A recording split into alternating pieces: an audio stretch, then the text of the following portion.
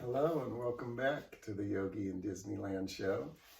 I'm your host, Eben Sterling, with you today on this very special Wednesday, the day after Mardi Gras, the first day of Lent, Fat Tuesday, Ash Wednesday. I am definitely not an expert on Catholic holidays. But I do love the idea of renunciation. I have my orange shawl here, orange in India and in the yogi practice, I am told, is the color of renunciation for sannyasin, for those that take the vows.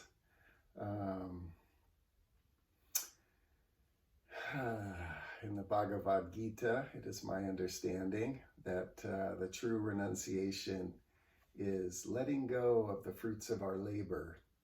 And this is mirrored often in 12-step recovery meetings when we talk about doing the work and letting go of the results. That is the true renunciation, to give it all up to God, to our higher power, to the all. I have a wonderful reading for you today. We're going to be doing Winnie the Pooh, and I've already lit the candles and burned the sage, so hopefully you guys have already gotten into the mood, created your own bhav to channel the spirit. Got my super cool Ojai smiley face shirt on today from the bike shop in Ojai. I've mentioned on the show before that Ojai was my physical home as a child. I actually mentioned that, but I have a connection there to my parents. It's also a spiritual home for me, and that's a lot of what this is about, is just coming back to our spiritual home. So it's nice to have reminders like t-shirts that say Ojai, but coming home is coming home to the heart, is coming home to the magic kingdom within, and whatever it takes to get in the mood, to bring the bhav, to connect to the spirit, to the bhava. I invite you to find your own practices. This life that I live is the ground of my practice, is the face of God that I see every day. It's always here when I am able to get clarity. It turns out that it's always here. So, jumping right into it. Again, I want to say thanks to Palehorse for providing the backdrop for today. You can see over here on my left, your right, I have Jason Adams' Pirates of the Caribbean over here in the dark. I thought this was a funny coincidence with my lighting today. Pirates of the Caribbean, Jason Adams in the dark on my left. And then over here in the light on my right, your left is, of course, Abraham Lincoln. Happy President's Day to everybody. It's our great American yogi, Abraham Lincoln, sitting over here in the light. We need both light and darkness to give this life such a rich meaning and to feel truly at home in our hearts. So if you haven't already, I would please ask you to subscribe to the channel. Like this video. I have very few subscribers so far, and that's okay. This practice is its own reward. I certainly expect nothing in return, but it would be nice to be able to do more with the channel and reach more people. So it's my gift to put out there. I'd love it if you did subscribe. Thank you for all those who have already. So without further ado, off to Neverland. Today we are reading about Winnie the Pooh. I'll bring this nice up and close. This fantastical illustration done by Gonzalez, who I work with at Thrasher Magazine, is one of our lead designers, or the lead designer at this point for Thrasher. and a wonderful man that I love dearly and I miss a lot since I haven't been in the office since March of 2019, only a handful of times, and I haven't seen Alon. Sad about that. And I just think that this illustration is so fantastic. And if you haven't gotten a copy of the book yet, please, you could DM me on Instagram at Yogi in Disneyland, at Yogi in Disneyland, for copies of the book. I suppose you could put a comment in the YouTube page, and I could respond to that as well if you're interested. But I love how creative Alon was to take Winnie the Pooh and put him in the lotus.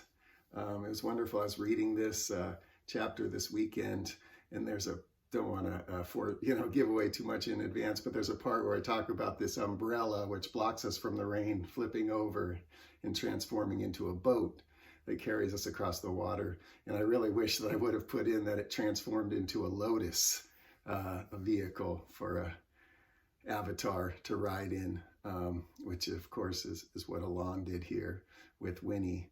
And he's got his honey pot, he's got Piglet up here in a red balloon, which I think is fantastic. And then this to me is just the genius, to take something and transform it creatively into something new, to take Rabbit, bitter old Rabbit who's always kvetching and complaining, and turn him into the cobra that is the symbol of turning inward, the hood, blocking out the outside, turning inward, and also scaring the daylights out of us so that possibly we see the truth through this platform of human incarnation.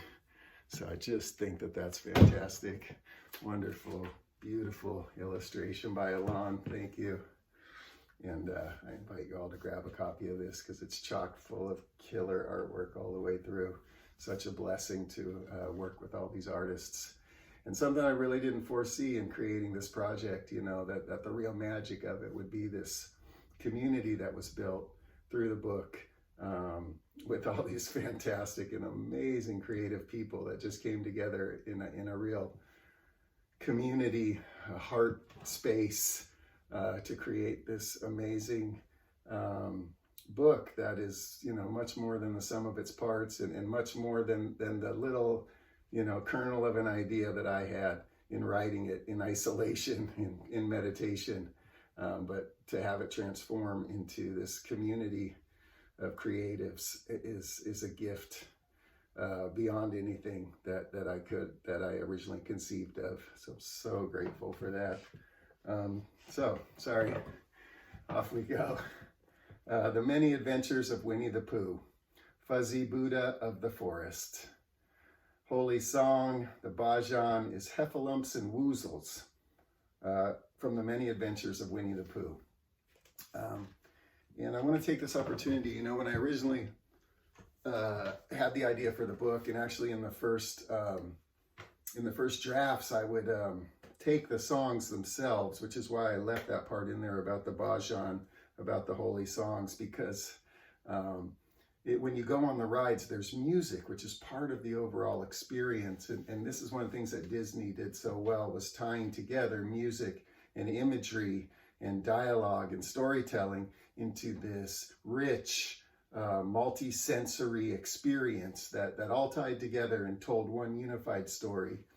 So the lyrics of these songs are incredible, and it was part of the thing that really brought me through the process and into the process of creating this book, because I couldn't believe how I just kept getting validation from the lyrics of these songs, that they really were telling this yogic story of transformation and of meditation that I was already experiencing through sitting in meditation, and then having it sort of drawn out and illustrated quite literally in front of my eyes and in my ears, was this really meaningful experience for me. So I had originally intended to keep the lyrics in there as the intro to each chapter, but due to copyright laws, it became pretty clear, I'm not an expert, I'm not a lawyer, but that I could have trouble if I printed the lyrics without permission.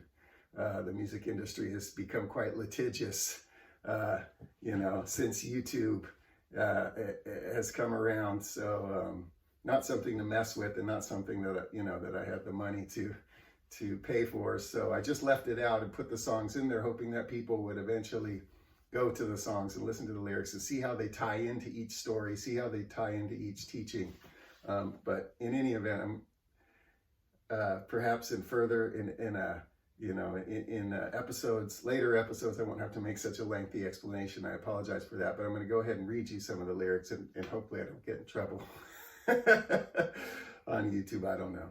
But anyways, heffalumps and woozles, beware, beware, be a very wary bear. A heffalump or woozle is very confusal. The heffalump or woozle is very sly. They come in ones and twosles, but if they so choosels, before your eyes you'll see them multiply. They're extraordinary, so better be wary, because they come in every shape and size. If honey is what you covet, you'll find that they love it, because they guzzle up the thing you prize. So if that is not an illustration of what meditation feels like, I invite you to keep sitting.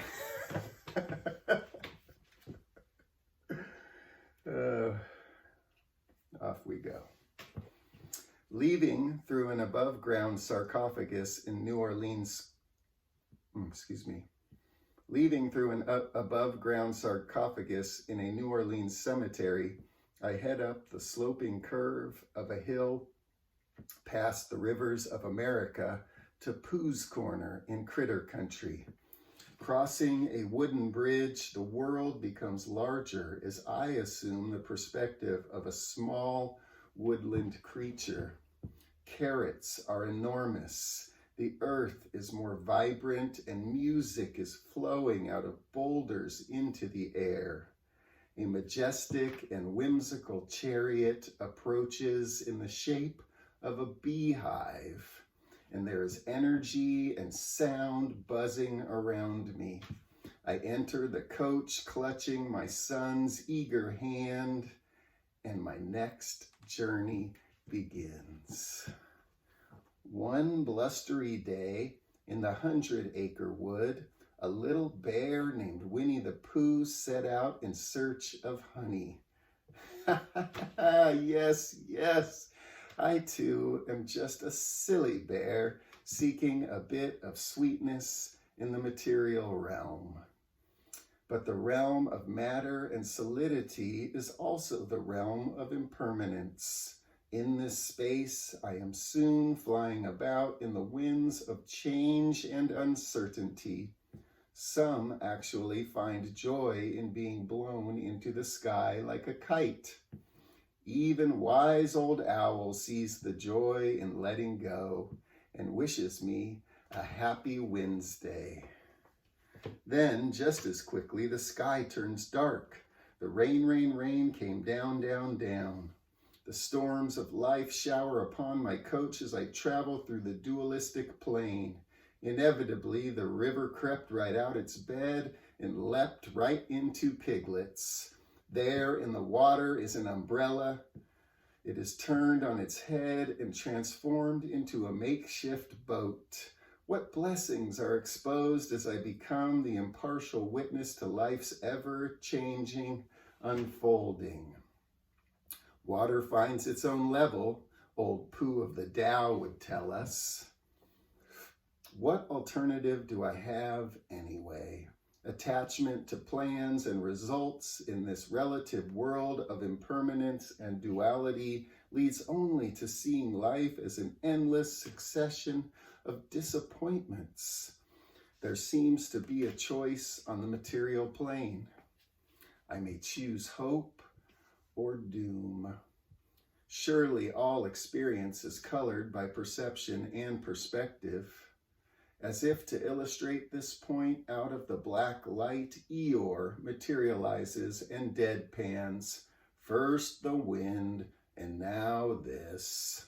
And just as quickly, in fluorescent relief, is young Roo. Whee, this is fun. And Rabbit chimes in, goodness gracious. How joyful the heart of a child wrapped in wonder and mischief. I am now fully identified with the drama of the play, the Leela of life acted out upon the earthly stage. Gliding along, I sleepwalk into the dream with my son by my side. I am swept up into the joy of fatherhood, the great calling and purpose of creation. I am intoxicated by this splendid identity, the karma of familial duty and bliss. There is such sweetness in this role and so much comfort in losing myself in service. This gift of the cosmos, how could there be a more sacred and fulfilling pursuit than bearing and raising a child? Time blurs, speeds up and slows down. These days so long and years that go by in the blink of an eye. My heart is overflowing with earthly joy when on cue the spirit of Devi Durga riding upon her tiger steed pops out of the ceiling like a sprout that could not be contained by the earth's vital soil and shouts for no good reason but to exclaim that life incarnates, that love manifests from the heart of creation. I'm Tigger. Hoo-hoo-hoo! Winnie the Pooh has fallen asleep.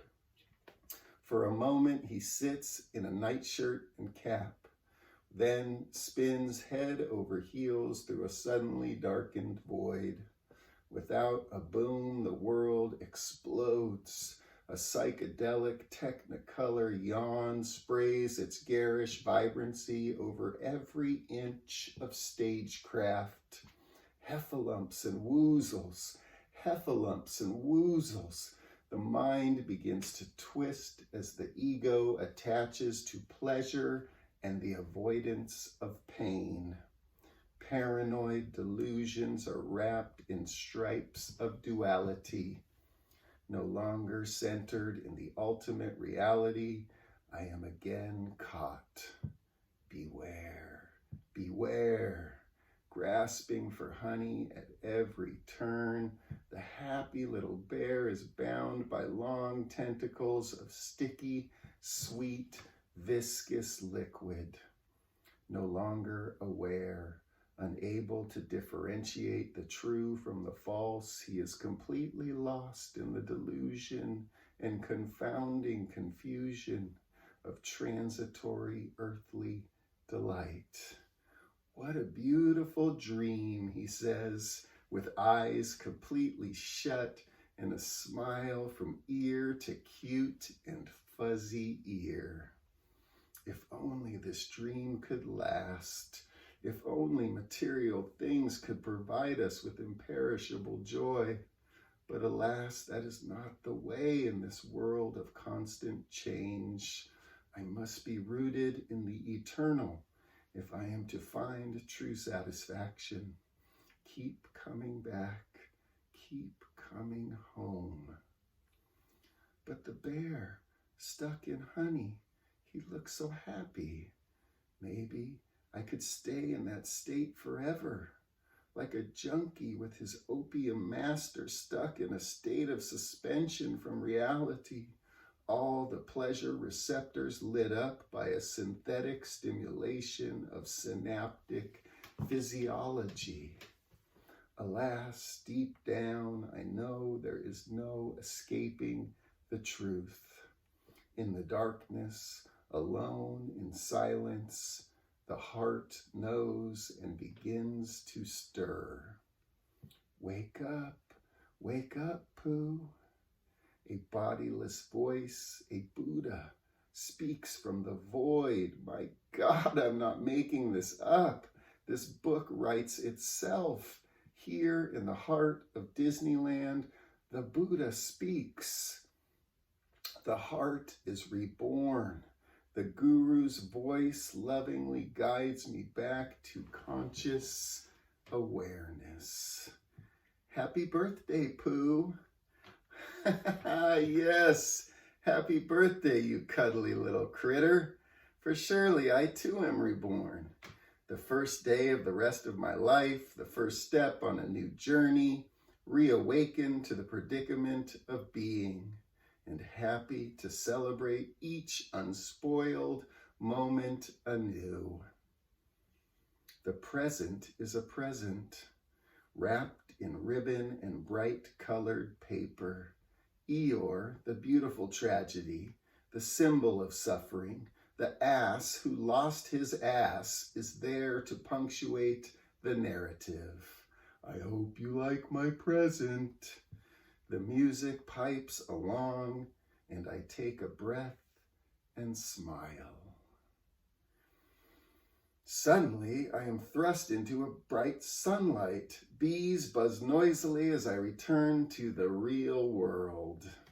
Is that a candy store I spy through the trees? I could really go for a sugar-coated Tigger tail. What do you say, son?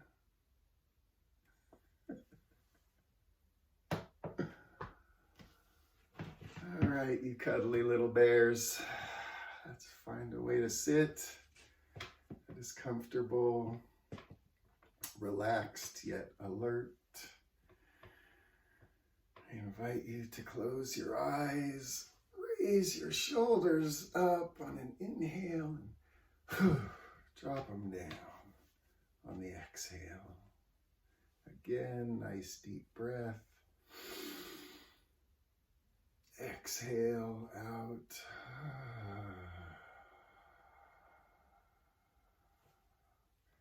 Let us just sit for a few moments, just watching the breath come and go, with the Buddha's simple instruction that when I am breathing in, I know I am breathing in, and when I am breathing out, I know I am breathing out.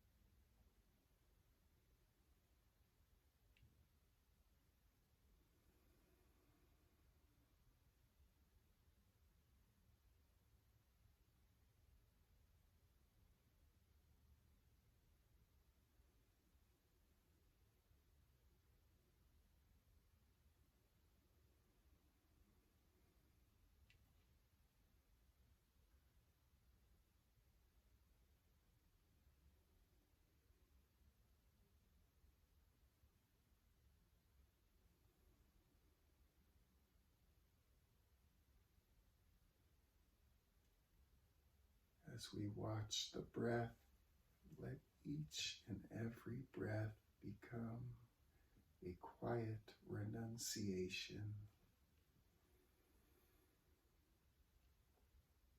Simply letting the breath come and go.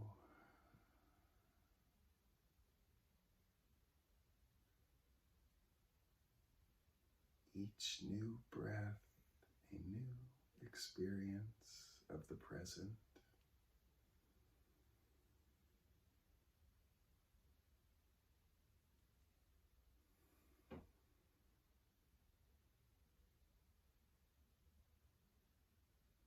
Let the experiences of the past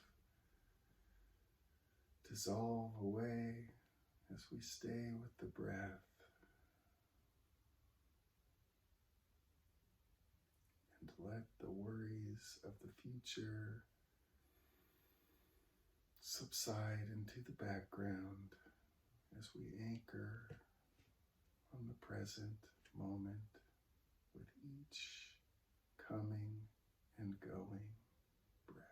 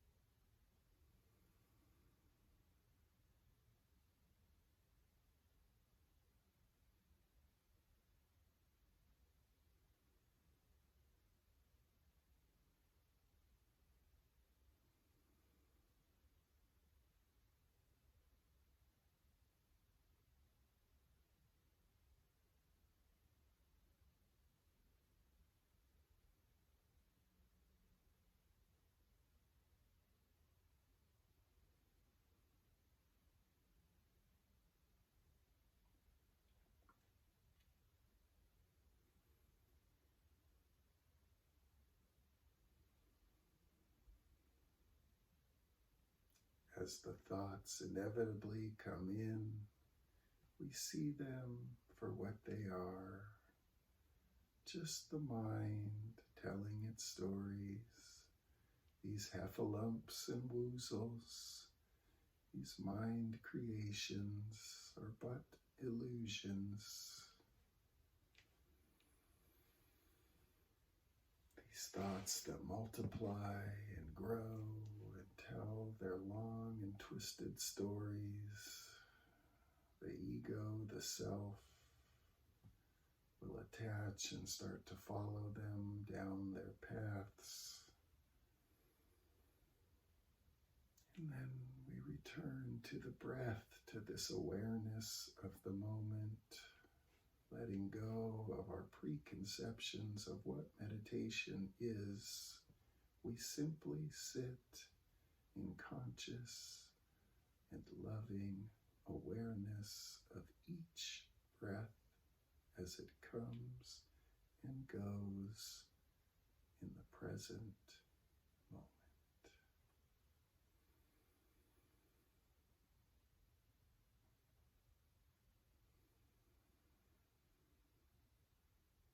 In, I am breathing in.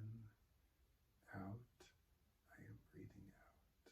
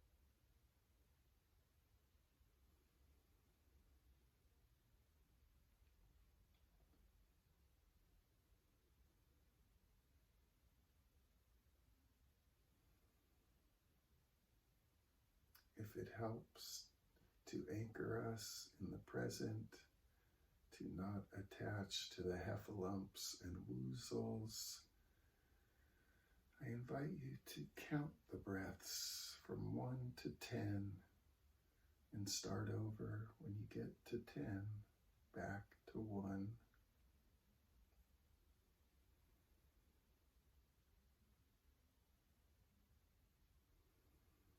I find that great insight can be the reward of this simple practice of staying with the breath on the count.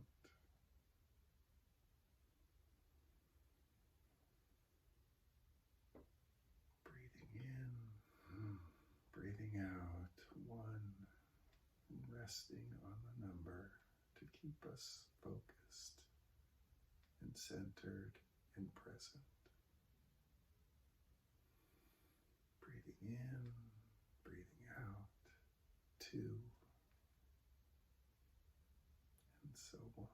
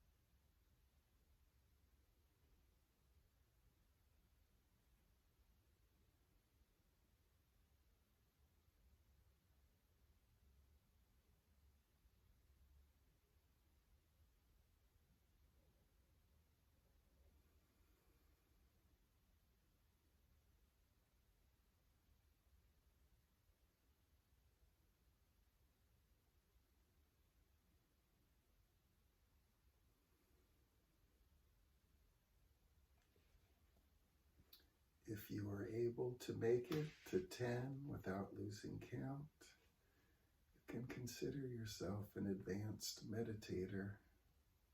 If you did happen to lose count, I hope you started back at 1 and just started over without judgment. In and out and rest. That is the simple practice with the deepest rewards. In fact, this simple practice taught from one father to his son was the beginning of an entire Buddhist fellowship, that father being Stephen Levine and his son, Noah Levine, together passing on this practice of staying with the breath. This simple practice is the doorway to Buddhahood. It was the genesis of the Against the Stream movement of Dharma punks, and the genesis of my own practice, which led to the creation of this book and hopefully fellowship of Yogi in Disneyland.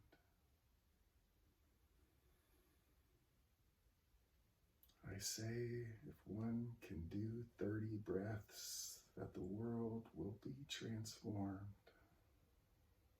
through this simple practice of counting and staying with the breath. I invite you to try this practice of even just 2 or 3 repetitions, or even just one time through, and see how very tangibly the world is transformed, the very universe is transformed by returning to the present, to this magic kingdom of the inner self, of our deepest core, our heart and sense of being.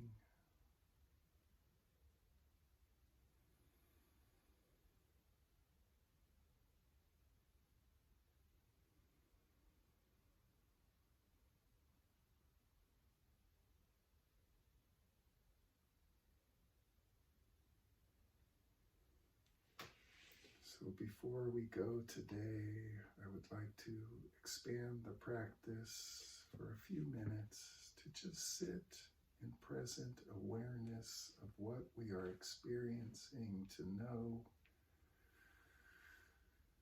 that this is the experience of the divine, of truth, of Dharma, of God, if we choose to use this word.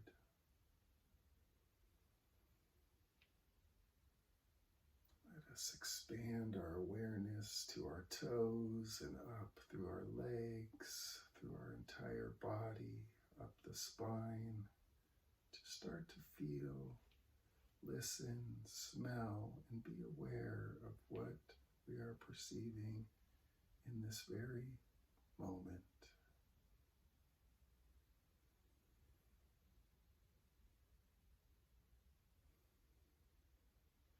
As we pinpoint these different sensations, let us ask ourselves, are they pleasant? Is this unpleasant? Or is this a neutral sensation?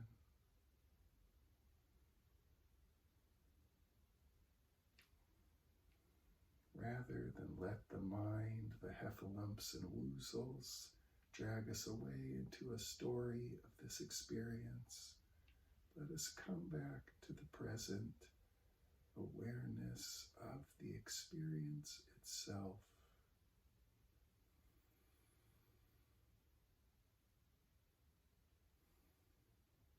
Feel where you are seated on the chair.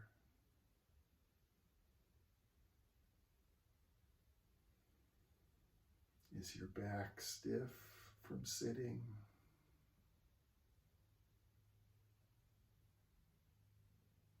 Are you perspiring or cold?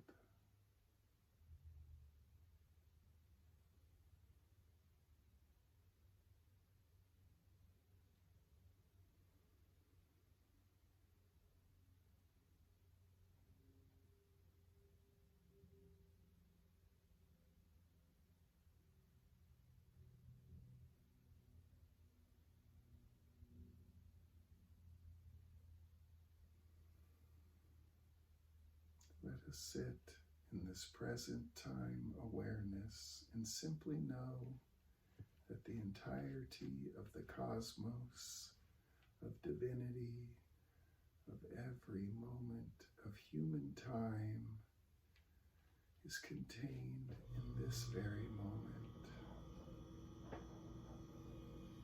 in this very feeling, in this resting place, this refuge, is God itself, is the divine, is consciousness, is being, is the eternal and the infinite in every single moment, in every single breath. We are one together. We are whole within and without. A perfect mirror reflection of everything and nothing all at once.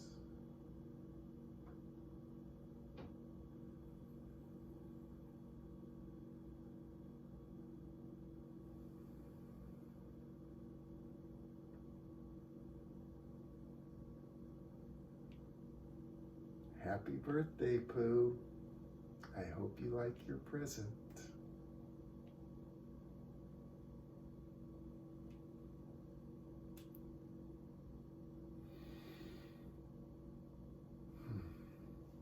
See you next time, little bears.